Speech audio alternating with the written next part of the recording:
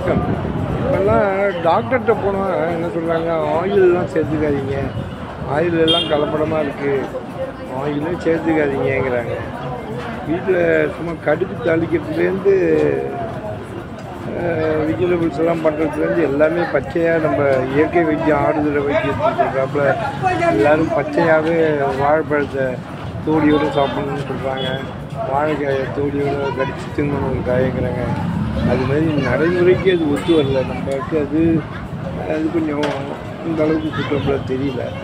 எல்லாம் பொரித்து எல்லாம் சமைச்சு வறுத்து இப்படி தான் பண்ண வேண்டியிருக்கு. கொஞ்சம் அளவு வேணால் குறைச்சிக்கலாம். கேட்டால் பெரும்பாலான கலப்படங்கள் நாட்டில் all out India through out இந்தியாவும் இருக்க தான் செய்கிறது. ஒவ்வொன்றுக்கும் ஒன்று சொல்கிறாங்க. மிளகுலேருந்து ஜீரகம் வரைக்கும் எல்லாத்துலேயுமே கடுகுலேருந்து டூப்ளிகேட் நிறையா வருது.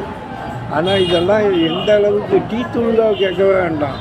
டீத்தூள் ஒவ்வொரு கடையிலையும் டீத்தூள் சாப்பிட்றத பார்த்தீங்கன்னா டீத்தூள் நிறையா அந்த கண்ட மரத்தூள்களையும் அதிகம் இதுவும் கலந்து தான் வருது.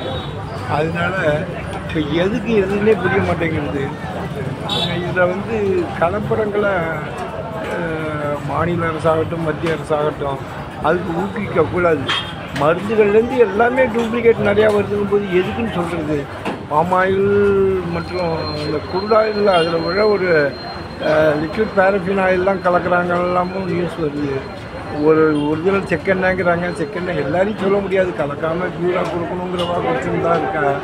இருந்தாலும் ஒரு 50% ப்ராஃபிட்டபுளாக பண்ணணும் பிஸ்னஸ் நினச்சிட்டு பண்ணுறாங்க. அது கன்ஃபார்மாக சொல்ல முடியல. இது கலப்படங்கள்லாம் மக்கள் ஒரு 10 ரூபா லிட்டருக்கு கூட வச்சாலும் கலப்படம் இல்லாமல் கொடுத்தாங்கன்னா அது நல்லா இருக்கும். இது இந்த நிலைமை எப்போ மாறி மக்களுக்கு சாப்பிட்ற உணவே மருந்தே உணவுங்கிறால் சாப்பிட்ற பொருளால் வியாதிகள் பரவுதுன்னு கேள்விப்பட்டால் மனசுக்கு ரொம்ப வருத்தமாக இருக்குது. இது ஒவ்வொருத்தரும் அதை யோஜனை பண்ண வேண்டும். எனக்கு தெரிஞ்சதே ஏதோ நான் புலம்புறேன், அவ்வளோதான்.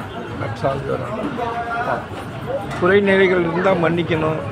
மக்களுக்கு வியாபாரம் மட்டும் நோக்கம் இல்லாமல் மக்களுக்கு நன்மை பயக்கக்கூடியதாகவும் இருந்தால் அந்த பொருட்களுக்கு நல்ல ஒரு மவுசு இருக்கும். அதனால் நியாய தர்மம் நேர்மையெல்லாம் பார்த்து கொஞ்சம் வியாபாரம் பண்ணான்னா கொஞ்சம் எல்லாருக்கும் வியாதிகள் குறையும் அப்படின்னு என்னோடய தாழ்மையான கருத்து.